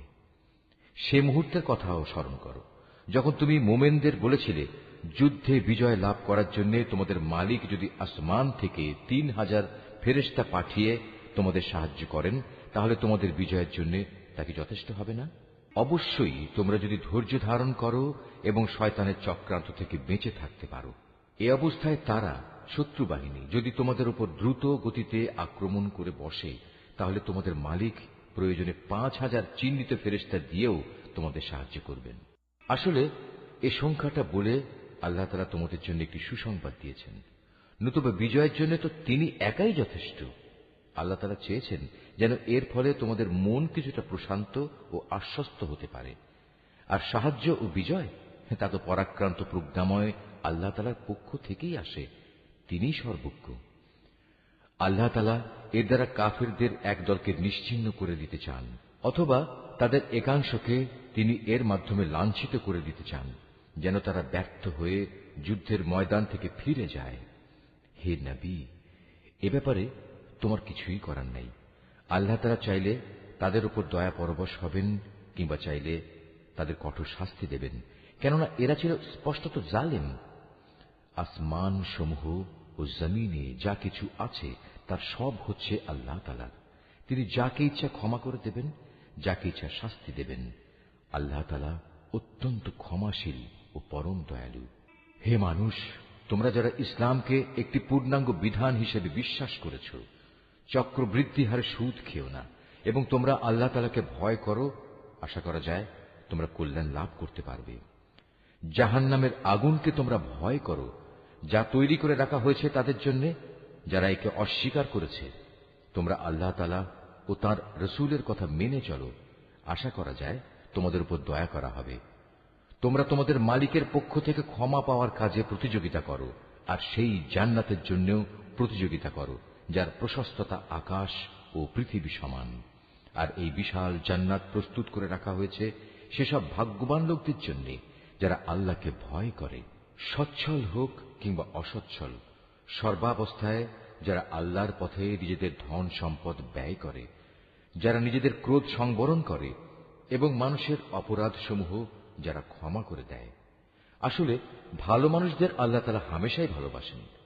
ভালো মানুষ হচ্ছে তারা যারা কখনো কোনো অশ্লীল কাজ করে ফেললে কিংবা এর দ্বারা নিজেদের উপর নিজেরা জুলুম করে বসলে সাথে সাথেই আল্লাহকে স্মরণ করে এবং গুনাহের জন্য আল্লাহর ক্ষমা প্রার্থনা করে। কেননা আল্লাহ তাআলা ছাড়া আর কে আছে যে তাদের গুনাহ মাফ করে দিতে পারে? তদুপরি এরা জেনে বুঝে নিজেদের গুনার উপর অটল হয়েও বসে থাকে না। এই সে বৈশিষ্ট্যমণ্ডিত মানুষগুলো, মালিকের পক্ষ থেকে তাদের প্রতিদান হবে আল্লাহ তাআলা তাদের ক্ষমা করে দেবেন, আর তাদের এমন এক জান্নাত দেবেন যার তলদেশ দিয়ে ঝর্ণাধারা বইতে থাকবে। এই জান্নাতে নেককার লোকেরা অনন্তকাল ধরে অবস্থান করবে। সৎ কর্মশীল ব্যক্তিদের জন্য আল্লাহর পক্ষ থেকে কত সুন্দর প্রতিদানের ব্যবস্থা রাখা হয়েছে। তোমাদের আগেও বহু জাতির বহু উদাহরণ ছিল যা এখন অতীত হয়ে গেছে। সুতরাং এদের পরিণতি দেখার জন্য তোমরা পৃথিবীতে ঘুরে বেড়াও এবং দেখো আল্লাহ তাআলা ও তাঁর বিধান মিথ্যা প্রতিপন্নকারীদের পরিণতি কি হয়েছিল। বস্তুত এটি হচ্ছে মানব জাতির জন্য একটি সুস্পষ্ট ব্যাখ্যা, এবং আল্লাহ তাআলাকে যারা ভয় করে এটি তাদের জন্য একটি সুস্পষ্ট পথ নির্দেশ ও সদুপদেশ বই কিছুই নয়। তোমরা হতোদ্যম হও না, চিন্তিত হও না। তোমরা যদি সত্যিকার অর্থে ঈমানদার হও তাহলে তোমরাই বিজয়ী হবে। তোমাদের উপর যদি কোনো সাময়িক আঘাত আসে এতে মনক্ষুণ্ণ হবার কি আছে? এ ধরনের আঘাত তো তাদের উপরও এসেছে, আর এভাবেই আমি মানুষের মাঝে তাদের উত্থান পতনের দিনগুলো পালাক্রমে অদল বদল করাতে থাকি, যাতে করে আল্লাহ তাআলা এ কথাটা জেনে নিতে পারেন যে কে সত্যিকার অর্থে আল্লাহর উপর ঈমান রাখে, এবং এর মাধ্যমে তোমাদের মাঝখান থেকে কিছু শহীদও আল্লাহ তাআলা তুলে নিতে চান। মূলত আল্লাহ তাআলা কখনো জালেমদের পছন্দ করেন না। এর মাধ্যমে তিনি মূলত ঈমানদার বান্দাদের পরিশুদ্ধ করে কাফেরদের নাস্তানাবুদ করে দিতে চান। তোমরা কি মনে করো তোমরা এমনি এমনি বেহেশতে প্রবেশ করে যাবে? অথচ আল্লাহ তাআলা পরীক্ষার মাধ্যমে একথা জেনে নেবেন না যে কে তার পথে জিহাদ করতে প্রস্তুত হয়েছে এবং কে এ বিপদে কঠোর ধৈর্য ধারণ করতে পেরেছে? তোমরা মৃত্যুর মুখোমুখি হওয়ার আগে থেকেই তা কামনা করছিলে, আর এখন তো দেখতে পাচ্ছ তোমরা নিজেদের চর্ম চোখে। মুহাম্মদ একজন রসূল ছাড়া অতিরিক্ত কিছুই নয়। তার আগেও বহু রসূল গত হয়ে গেছে, তারা সবাই মৃত্যু মুখে পতিত হয়েছে। তাই সে যদি আজ মরে যায় অথবা তাকে যদি কেউ মেরে ফেলে, তাহলে তোমরা কি তার আনিত হেদায়েত থেকে মুখ ফিরিয়ে নেবে? আর যে ব্যক্তি এ থেকে মুখ ফিরিয়ে নেয় সে কখনো আল্লাহর দ্বীনের কোন রকম ক্ষতি সাধন করতে পারবে না। আল্লাহ তাআলা অচিরেই কৃতজ্ঞ বান্দাদের প্রতিফল দান করবেন।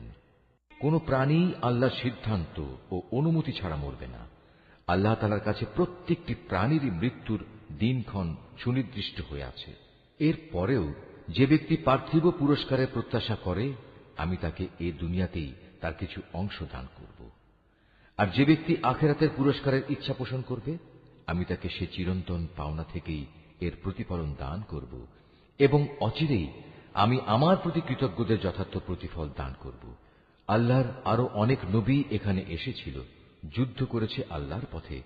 তার সাথে আরো যুদ্ধ করেছে অনেক সাধক ও জ্ঞানবান ব্যক্তি। আল্লাহর পথে তাদের উপর যত বিপদ মুসিবতি এসেছে তাতে কোনোদিনই তারা হতাশ হয়ে পড়েনি, তারা দুর্বলও হয়নি, বাতিলের সামনে তারা মাথাও নত করেনি। এ ধরনের ধৈর্যশীল ব্যক্তিদেরই আল্লাহ তাআলা ভালোবাসেন।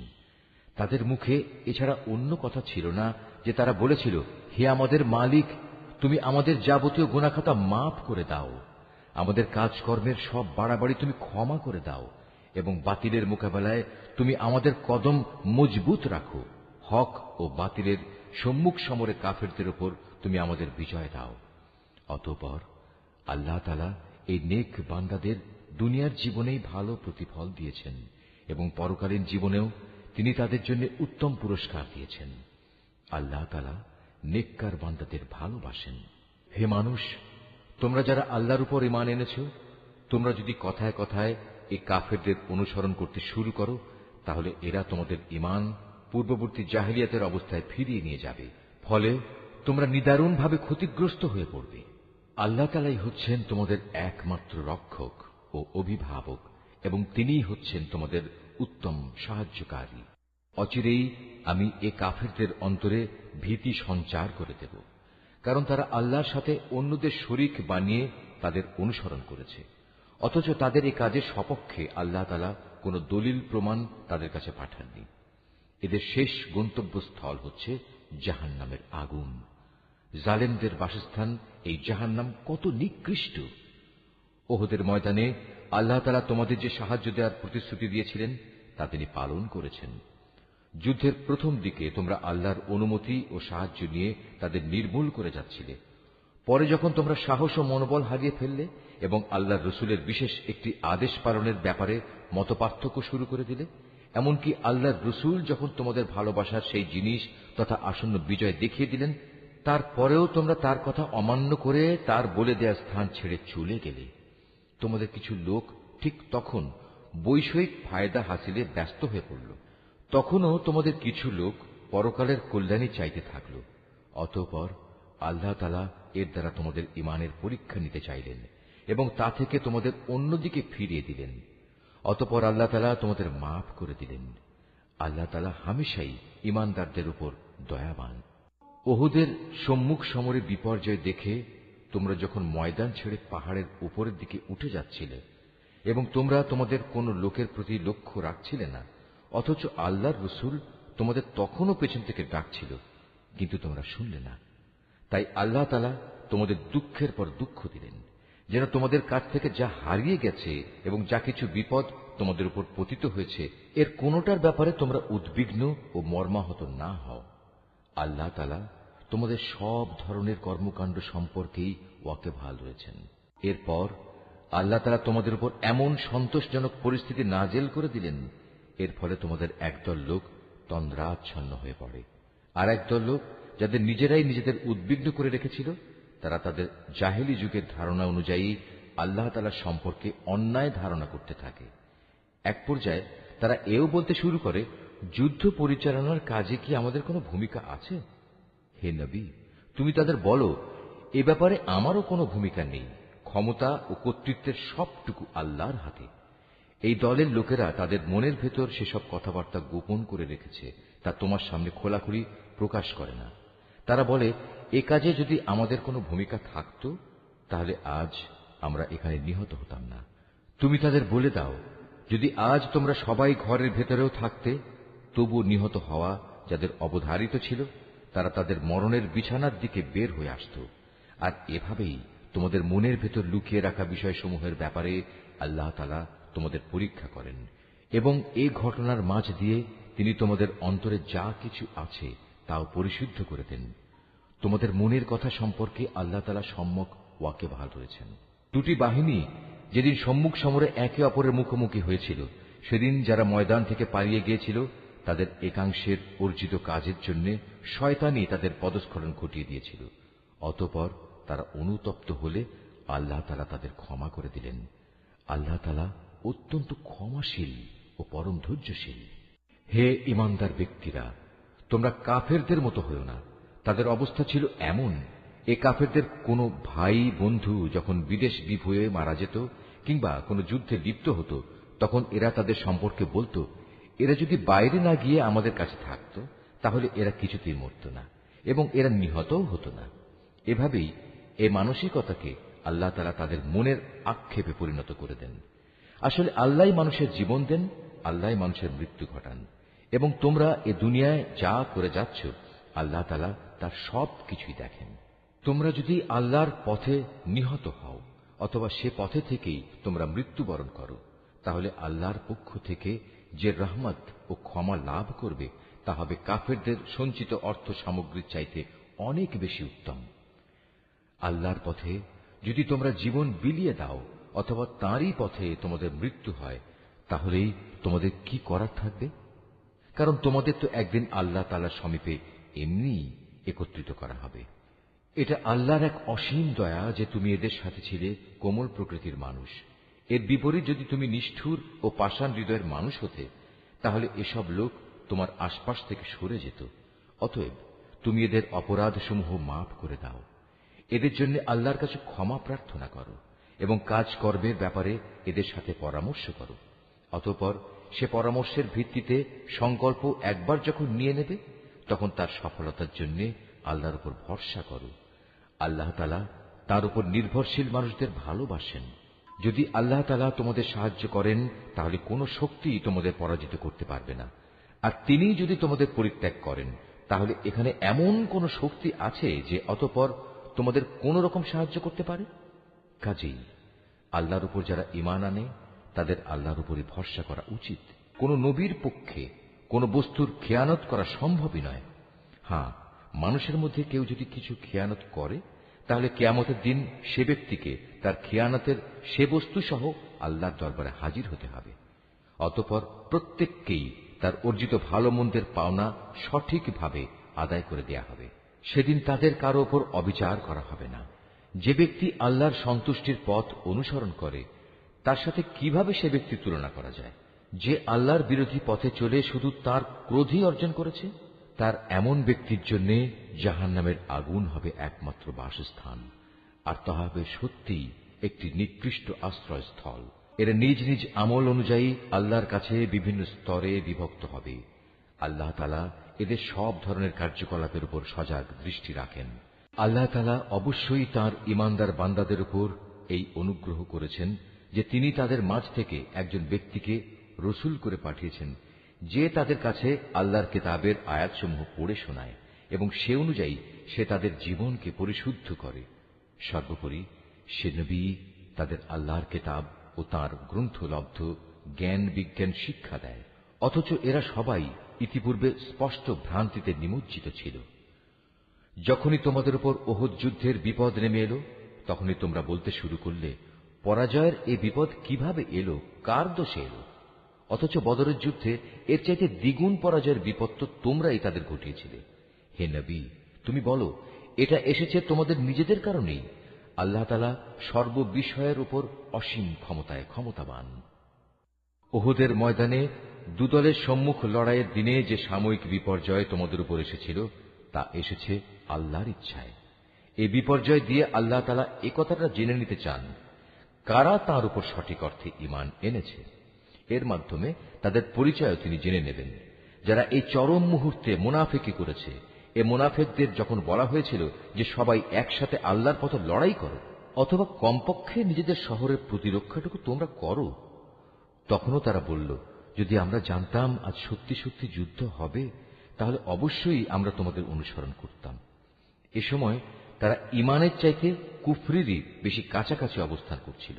এরা মুখে এমন সব কথা বলে যা তাদের অন্তরে নেই, আর এরা যা কিছু গোপন করে আল্লাহ তাআলা তা সম্যক অবগত আছেন।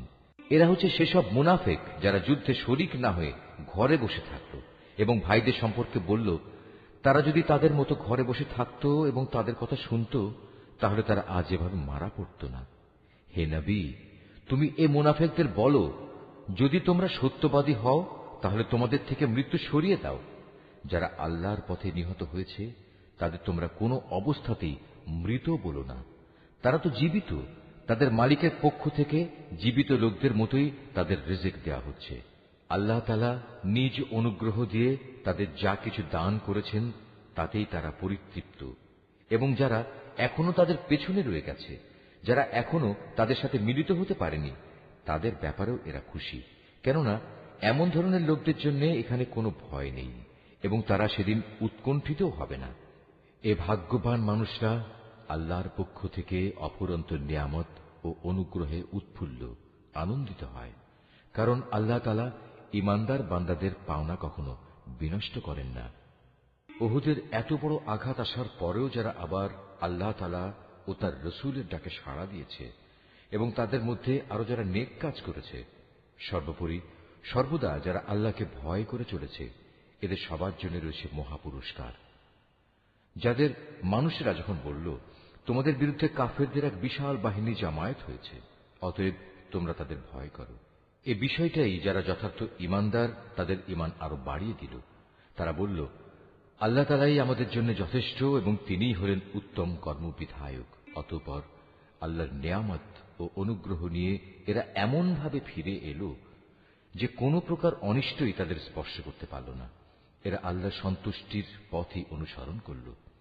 বস্তুত আল্লাহ তাআলা মহা অনুগ্রহশীল। এই হচ্ছে তোমাদের প্ররোচনা দানকারী শয়তান। তারা শত্রুপক্ষের অতিরঞ্জিত শক্তির কথা বলে তাদের আপনজনদের ভয় দেখাচ্ছিল। তোমরা কোনো অবস্থায় তাদের এ হুমকিকে ভয় করবে না, বরং আমাকেই ভয় করো যদি তোমরা সত্যিকার অর্থে ঈমানদার হও। হে নবী, যারা দ্রুত গতিতে কুফরির পথে এগিয়ে যাচ্ছে, তাদের কর্মকাণ্ড যেন তোমাকে চিন্তান্বিত না করে। তারা কখনো আল্লাহর বিন্দুমাত্র কোনো ক্ষতি সাধন করতে পারবে না। মূলত আল্লাহ তাআলা এদের জন্য পরকালে পুরস্কারের কোনো অংশই রাখতে চান না। তাদের জন্য অবশ্যই কঠিন আযাব রয়েছে। যারা ঈমানের বদলে কুফরি খরিদ করে নিয়েছে, তারা আল্লাহর কোনোই ক্ষতি করতে পারবে না। এদের জন্য মর্মান্তিক শাস্তির বিধান রয়েছে। কাফেররা যেন এটা কখনো মনে করে না যে আমি যে তাদের ঢিল দিয়ে রেখেছি এটা তাদের জন্য কল্যাণকর হবে। আসলে আমি তো তাদের অবকাশ দিচ্ছি যেন তারা তাদের গুনাহের বোঝা আরো বাড়িয়ে নিতে পারে। আর তোমাদের মধ্যে তাদের জন্য প্রস্তুত রয়েছে লাঞ্ছনাদায়ক আযাব। আল্লাহ তাআলা কখনো তার ঈমানদার বান্দাদের তোমরা বর্তমানে যে ভালো মন্দে মিশানো অবস্থার উপর আছো এর উপর ছেড়ে দিতে চান না, যতক্ষণ না তিনি সৎ লোকদের অসৎ লোকদের থেকে আলাদা করে দেবেন। একইভাবে এটা আল্লাহ তাআলার কাজ নয় যে তিনি তোমাদের অদৃশ্য জগতের খোঁজ খবরের উপর কিছু অবহিত করবেন। তবে আল্লাহ তাআলা তার রসুলদের মাঝ থেকে যাকে চান তাকে বিশেষ কোনো কাজের জন্য বাছাই করে নেন। অতঃপর তোমরা আল্লাহ তাআলা ও তার রসুলদের উপর বিশ্বাস স্থাপন করো। তোমরা যদি আল্লাহর উপর যথাযথভাবে ঈমান আনো এবং নিজেরা সাবধান হয়ে চলতে পারো, তাহলে তোমাদের জন্য মহাপুরস্কার রয়েছে। আল্লাহ তাআলা নিজের অনুগ্রহ দিয়ে তাদের যে প্রাচুর্য দিয়েছেন, যারা তা আল্লাহর পথে ব্যয় করতে কার্পণ্য করে, তারা যেন কখনো এটা মনে না করে এটা তাদের জন্য কোনো কল্যাণকর কিছু হবে না। আসলে এই কৃপণতা তাদের জন্য খুবই অকল্যাণকর। কার্পণ্য করে তারা যা জমা করেছে, অচিরেই কিয়ামতের দিন তা দিয়ে তাদের গলায় বেড়ি পরিয়ে দেয়া হবে। আসমান সমূহ ও জমিনের উত্তরাধিকার তো আল্লাহ তাআলার, আর তোমাদের প্রতিটি কার্যকলাপ সম্পর্কে আল্লাহ তাআলা বিশেষভাবে অবগত রয়েছেন। আল্লাহ তাআলা সেই ইহুদি লোকদের কথা ভালো করেই শুনেছেন, যখন তারা বিদ্রূপ করে বলেছিল, হ্যাঁ, আল্লাহ তাআলা অবশ্যই গরীব আর আমরা হচ্ছি ধনী। তারা যা কিছু বলে তা আমি তাদের হিসেবের খাতায় লিখে রাখব। আমি আরো লিখে রাখব অন্যায়ভাবে তাদের নবীদের হত্যা করার বিষয়টিও। সেদিন আমি তাদের বলবো, এবার এই জাহান্নামের স্বাদ উপভোগ করো। এ আযাব হচ্ছে তোমাদের নিজেদেরই হাতের কামাই, যা তোমরা আগেই এখানে পাঠিয়েছ। আল্লাহ তাআলা কখনো তার নিজ বান্দাদের প্রতি অবিচারক নন। যারা বলে, স্বয়ং আল্লাহ তাআলাই তো আমাদের আদেশ দিয়েছেন যেন আমরা কোনো রসুলের উপর ঈমান না আনি, যতক্ষণ না সে আমাদের জন্য এমন একটা কোরবানি এনে হাজির করবে যা গায়েব থেকে এক আগুন এসে খেয়ে ফেলবে। হে মুহাম্মদ, তুমি তাদের বলো, হ্যাঁ, আমার আগেও তোমাদের কাছে বহু নবী রসুল এসেছে, তারা সবাই উজ্জ্বল নিদর্শন নিয়েই এসেছিল। তোমরা আজ যে কথা বলছো তা সহই তো তারা এসেছিল। তা সত্ত্বেও তোমরা তাদের হত্যা করলে কেন? আজ যদি তোমরা এতই সত্যবাদী হও, তাহলে কেন এসব আচরণ করলে? হে মুহাম্মদ, এরা যদি তোমাকে অস্বীকার করে তাহলে এ নিয়ে তুমি উদ্বিগ্ন হও না, কারণ তোমার আগেও এমন বহু নবী রসুল নবুয়তের সুস্পষ্ট দলিল প্রমাণ ও আল্লাহর কাছ থেকে নাজিল করা হেদায়েতের দীপ্তিমান গ্রন্থমালা নিয়ে এসেছিল। তাদেরও এমনি ভাবেই অস্বীকার করা হয়েছিল। প্রত্যেক প্রাণীকেই মরণের স্বাদ ভোগ করতে হবে। অতঃপর তোমাদের জীবনভর কামাইয়ের প্রতিফল কিয়ামতের দিন আদায় করে দেয়া হবে। যাকে জাহান্নামের আগুন থেকে বাঁচিয়ে দেওয়া হবে এবং জান্নাতে প্রবেশ করানো হবে, সেই হবে সফল ব্যক্তি। মনে রেখো, এই যে পার্থিব জীবন, তা বাহ্যিক ছলনার মাল সামানা ছাড়া আর কিছুই নয়। হে ইমানদার ব্যক্তিরা, নিশ্চয়ই জানমালের ক্ষতি সাধনের মাধ্যমে তোমাদের পরীক্ষা নেওয়া হবে। এই পরীক্ষা দিতে গিয়ে তোমরা অবশ্যই তোমাদের পূর্ববর্তী সম্প্রদায়, যাদের কাছে আল্লাহর কিতাব নাজিল হয়েছিল এবং যারা আল্লাহর সাথে অন্যদের শরীক করেছে, তাদের উভয়ের কাছ থেকে অনেক কষ্টদায়ক কথাবার্তা শুনবে। এই অবস্থায় তোমরা যদি কঠোর ধৈর্য ধারণ করো এবং আল্লাহকে ভয় করে চলো, তাহলে তা হবে অত্যন্ত বড় ধরনের এক সাহসিকতার ব্যাপার। যখন আল্লাহ তাআলা এই কিতাবধারী ব্যক্তিদের কাছ থেকে প্রতিশ্রুতি গ্রহণ করেছিলেন, তিনি তাদের বলেছিলেন, তোমরা একে মানুষদের কাছে বর্ণনা করবে এবং একে তোমরা গোপন করবে না। কিন্তু তারা এ প্রতিশ্রুতি নিজেদের পেছনে ফেলে রাখল এবং অত্যন্ত অল্প মূল্যে তা বিক্রি করে দিল। বড়ই নিকৃষ্ট ছিল যেভাবে তারা সে বেচাকেনার কাজটি করল। এমন সব লোকদের ব্যাপারে তুমি কখনো ভেবো না, যারা নিজেরা যা করে তাতে আনন্দ প্রকাশ করে, আবার নিজেরা যা কখনো করেনি তার জন্য প্রশংসিত হতে ভালোবাসে। তুমি কখনো ভেবো না যে এরা বুঝি আল্লাহর আযাব থেকে অব্যাহতি পেয়ে গেছে। মূলত এদের জন্য আল্লাহর পক্ষ থেকে যন্ত্রণাদায়ক শাস্তির ব্যবস্থা নির্ধারণ করে রাখা হয়েছে। আসমান সমূহ ও জমিনের সার্বভৌমত্ব এককভাবে আল্লাহর জন্য। আল্লাহ তাআলাই সবকিছুর উপর পূর্ণ ক্ষমতাবান। নিঃসন্দেহে আসমান সমূহ ও জমিনের নিখুঁত সৃষ্টি এবং দিবারাত্রির আবর্তনের মধ্যে জ্ঞানবান লোকদের জন্য প্রচুর নিদর্শন রয়েছে। এই জ্ঞানবান লোক হচ্ছে তারা, যারা দাঁড়িয়ে, বসে এবং শুয়ে সর্বাবস্থায় আল্লাহ তাআলাকে স্মরণ করে এবং আসমান সমূহ ও জমিনের এই সৃষ্টি নৈপুণ্য সম্পর্কে চিন্তা গবেষণা করে এবং স্বতঃস্ফূর্তভাবে তারা বলে ওঠে, হে আমাদের মালিক, সৃষ্টি জগতের কোনো কিছুই তুমি অযথা বানিয়ে রাখোনি, তোমার সত্তা অনেক পবিত্র। অতএব তুমি আমাদের জাহান্নামের কঠিন আযাব থেকে নিষ্কৃতি দাও। হে আমাদের মালিক, যাকেই তুমি জাহান্নামের আগুনে প্রবেশ করাবে, অবশ্যই তাকে তুমি অপমানিত করবে, আর সেই অপমানের দিনে জালেমদের জন্য কোন রকম সাহায্যকারী থাকবে না। হে আমাদের মালিক, আমরা শুনতে পেয়েছি একজন আহ্বানকারী মানুষদের ঈমানের দিকে ডাকছে। সে বলছিল, হে মানুষেরা, তোমরা তোমাদের মালিক আল্লাহর উপর ঈমান আনো। হে মালিক, সেই আহ্বানকারীর কথায় অতঃপর আমরা ঈমান এনেছি। হে আমাদের মালিক, তুমি আমাদের অপরাধসমূহ ক্ষমা করে দাও, হিসাবের খাতা থেকে আমাদের দোষ ত্রুটি ও গুনাহসমূহ মুছে দাও। সর্বশেষে তোমার নেক লোকদের সাথে তুমি আমাদের মৃত্যু দাও। হে আমাদের মালিক, তুমি তোমার নবী রাসূলদের মাধ্যমে যেসব পুরস্কারের প্রতিশ্রুতি দিয়েছ তা আমাদের পূর্ণ করে দাও, এবং কিয়ামতের শেষ বিচারের দিন তুমি আমাদের অপমানিত করো না। নিশ্চয়ই তুমি কখনো ওয়াদার বরখেলাপ করো না। অতএব তাদের মালিক এই বলে তাদের আহ্বানে সাড়া দিলেন যে, আমি নরনারী নির্বিশেষে তোমাদের কোনো কাজ কখনো বিনষ্ট করব না। আমি সবার কাজের বিনিময় দেব এবং তোমরা তো একে অপরেরই অংশ। অতএব তোমাদের মাঝে যারা নিজেদের ভিটে মাটি ছেড়ে হিজরত করেছে এবং যারা নিজেদের জন্মভূমি থেকে বিতাড়িত হয়েছে, আমারই পথে যারা নির্যাতিত হয়েছে, সর্বোপরি যারা আমার জন্য লড়াই করেছে এবং আমারই জন্য জীবন দিয়েছে, আমি তাদের গুনাহসমূহ মাফ করে দেব। অবশ্যই আমি এদের এমন জান্নাতে প্রবেশ করাবো যার তলদেশ দিয়ে ঝর্ণাধারা বইতে থাকবে। এ হচ্ছে তাদের জন্য আল্লাহ তাআলার পক্ষ থেকে পুরস্কার, আর আল্লাহ তাআলার কাছেই তো রয়েছে উত্তম পুরস্কার। হে মুহাম্মদ, জনপদ সমূহে যারা আল্লাহ তাআলাকে অস্বীকার করেছে, তাদের দাম্ভিক পদচারণা যেন কোনোভাবেই তোমাকে বিভ্রান্ত করতে না পারে, কেননা এসব কিছু হচ্ছে সামান্য কয়দিনের সামগ্রী মাত্র। অতঃপর তাদের সবারই অনন্ত নিবাস হবে জাহান্নাম, আর জাহান্নাম হচ্ছে নিকৃষ্টতম আবাসস্থল। তবে যারা নিজেদের মালিককে ভয় করে চলে, তাদের জন্য নির্দিষ্ট হয়ে আছে সুরম্য উদ্যানমালা, যার নিচ দিয়ে প্রবাহিত হবে ঝর্ণাধারা। সেখানে তারা অনাদিকাল থাকবে। এ হবে আল্লাহ তাআলার পক্ষ থেকে তাদের জন্য আতিথেয়তা। আর আল্লাহ তাআলার কাছে যা পুরস্কার সংরক্ষিত আছে তা অবশ্যই নেককার লোকদের জন্য অতি উত্তম জিনিস। ইতিপূর্বে আমি যাদের কাছে কিতাব পাঠিয়েছি, সেসব কিতাবধারী লোকদের মাঝে এমন লোক অবশ্যই আছে যারা আল্লাহকে বিশ্বাস করে। তোমাদের এই কিতাবের উপর তারা যেমনি বিশ্বাস করে তেমনি তারা বিশ্বাস করে তাদের উপর প্রেরিত কিতাবের উপরও। এরা আল্লাহর জন্য ভীত, সন্ত্রস্ত ও বিনয়ী বান্দা। এরা আল্লাহর আয়াতকে স্বার্থের বিনিময়ে সামান্য মূল্যে বিক্রি করে না।